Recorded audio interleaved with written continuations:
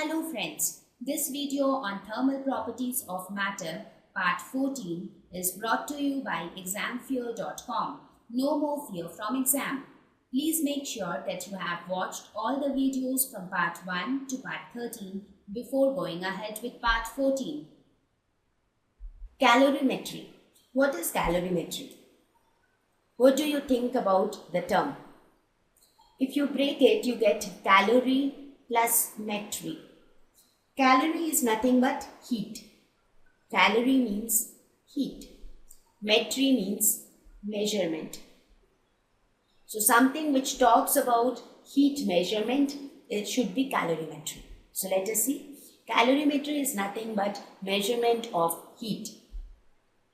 Heat transfer takes place from body at higher temperature to the body at lower temperature, provided no heat is lost to atmosphere.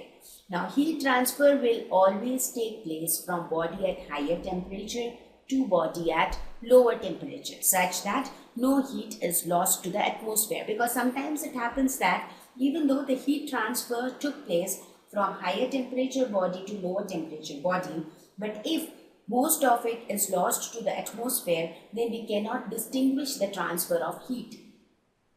Because let us suppose you have a cup of coffee which is very hot and a glass of water which is very cold, ice cold water, right?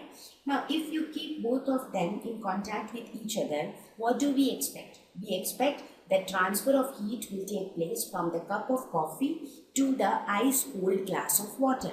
So, the temperature of that water should increase, it should become hotter.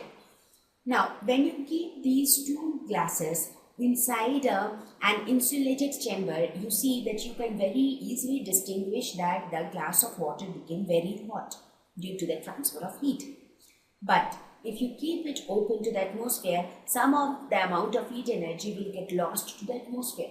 So in that case, the amount of heat transfer is not distinguished that properly. That means in this case, the temperature of the glass of water increases, but not so distinctive.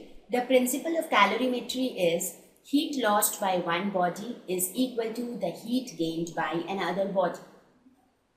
So this is what is known as the conservation of energy. So heat, if one body is using heat, that means there is another body which is accepting heat. So heat lost by one body has to be equal to the heat gained by another body. This forms the basis of calorimetry.